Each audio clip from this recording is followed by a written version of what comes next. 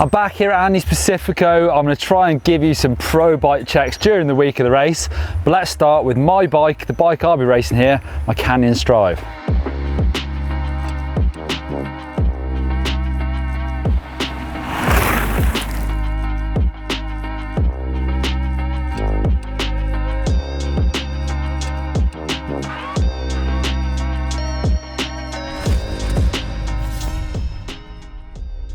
So this bike is brand new, although it doesn't quite look it. I've ridden it twice out here in the Alps, not in the Alps, in the Andes. In fact, this is South America, not Europe, so it's super dusty.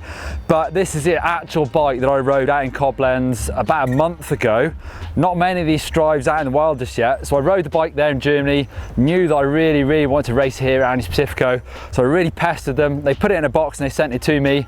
And I had to scramble to get everything ready to come out here to race. So I'll talk you through the setup. It's a 29er, of course. I rode the bike and I really knew that I wanted to ride a 29er here at the Andes, just so I love the way they truck over things. Proper good enduro race machine. So the base bike is the Canyon Strive CFR 9.0 team. So the CFR is that top of the range carbon fiber frame. It's 300 grams lighter than the other carbon frames. So that's the base build. I have tweaked a few bits here and there that I'll tell you about, but it's a 150mm travel enduro bike, 29 wheels, 170 up front on this bike. Some of the bikes further down the range come with 160, so I like the big fork, slackens out that a little bit more as well. So this new Strive comes with that Shapeshifter 2.0. There's loads of information about that in those videos we did about a month ago. Essentially, it's the same idea, it works differently, and actually it's dead easy to use, much easier than the old one actually. With those two levers, you put it into the mode you want, climb in or descending, and as soon as you ride the bike, it pretty much sorts itself out, so really easy to use. I've also got the lockout on that Rockshox Super Deluxe. As you see at the moment, it is actually locked out and it's in climbing mode, because I actually pedalled it quite a long way yesterday.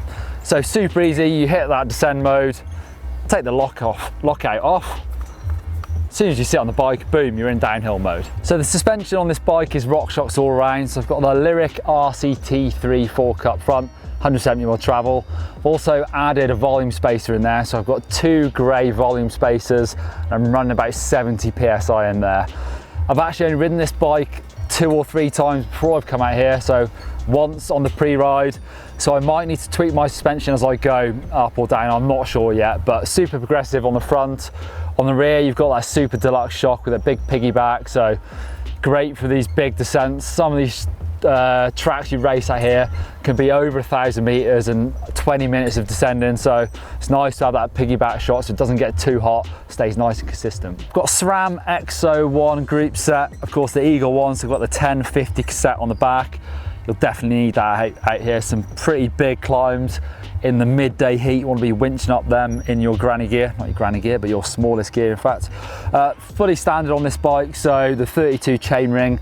I've got the 12-speed shifter up on the bar as well. It has got some grip tape on there. I don't think that's standard. I think the guys at Canyon did that for me, so super nice to have that on there. I've chosen to go flat pedals this time. Last time I was here at Andes Pacifico 2 years ago, I rode clips, and actually I've been riding flats an awful lot recently. I raced Finale EWS on flats, and it's super loose here. You've got the infamous anti-grip on day one, so I thought, let's stick with it. I'm gonna ride flat. So I've got the Crank Brothers Stamp 7s in black in the small size actually. I'm sort of in between. I've got a UK 8 shoe, and that's sort of in between the small and the big. And actually, I prefer the smalls. Got the long pins in there as well for super grip. Big brakes on this bike, the SRAM code. They're downhill stroke enduro brakes. I absolutely love them, so much power on these. I've got a 200mm rotor up front, 180 on the rear. I think that should be fine. They're gonna get hot, but the codes are super consistent. I've got an E13 chain guide with that bash plate underneath. The bike comes with these big bumpers underneath there as well. Maybe we'll do a before and after, because this race does batter the bikes. It's super rocky. On a carbon fibre bike, you want those definitely underneath there. I've got DT Swiss XM 1900 spline wheels. Crucially, they've got alloy rims. Last time I came here, I saw an awful lot of people ripping tyres, but also breaking carbon fibre rims. So I decided this time I want to come with something that's dependable. I know an alloy rim can bend and you can twist it back a little bit. That's really what I want to come with. Also, I've got a Nukeproof ARD insert in the back. See that gold valve there? Lets you know I've got that in there. It's really important to run downhill tyres out here as well, so dual ply. As you might know, Continental are GMBN's tyre sponsor. They do make some Kaiser dual ply tyres in 29er, but they're really hard to come by. I couldn't get any from Conti. I asked the Athertons, they only had 6, and apparently tyres come before friendship. I couldn't get any. So the only ones I could find are these Bontes. Super soft, dual ply, that's what you need out here. Got a Crank Brothers Highline dropper post, 170, that's the biggest one they do. Feels absolutely massive. Get that slammed right out of the way. Ergon SM Pro men's saddle, it's brand new this, super comfy, really like the saddle. It's got a big cutaway in the middle. It really suits my body shape. I've got the small size as well, absolutely love it, comfiest thing ever. Got the Canyon Cockpit, got their G5 bar and stems, their carbon bar. I've cut that down to 755, so I normally run about 750. I thought I'd go a little bit wide for this race. Got the Ergon GD1 downhill grips, that flange. Plus, you may notice something extra I've put on, these AVS Handguards. You do ride through a lot of brash out here. It's a massive cactus. I saw all the locals, all the Chilean riders last time I came here running the handguards, so I thought I'll go for them this time. The bars look super moto from back here. I used to ride quite a lot of enduro motocross. It feels a bit like that. One thing I'm a bit disappointed in myself, I've just electrical taped together these cables and it looks pretty rubbish, to be honest.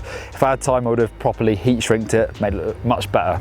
A couple of nice little GMBN touches, got the top cap on my headset, and also have you seen this brand new custom GMBN all mountain style protective kit? So on the top tube, completely covers it, on the back of there, underneath the down tube as well, plus the chain stays and seat stays. Looks super cool and really protects the frame. A couple of extras I actually blagged off Doddy before I came. Check out these secret weapons, these samurai plugs in the bar end. So I've got that one ready to roll with a tubeless plug in there already. Plus you've got a bit of a, let's call that like a stabber. If you get a hole in the tie, you just run that in just to clear it out.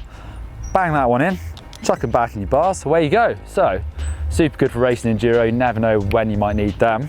Also got one of these Lyrik sort of enduro straps. I've got a spare tube there and some extra tyre plugs just in case I need them, plus my GMBN water bottle. So it's a proper enduro race bike, got loads of stuff strapped to the bike for all eventualities. I'm hopefully going to ride in my Camelback bum bag. I've got both, I've got a backpack and a bum bag, but I want to try and ride light, see if I can fit everything into that bum bag. I will probably take a shot pump with me the first couple of days just because I've had not quite enough time on the bike, so I might have to play around with that a little bit.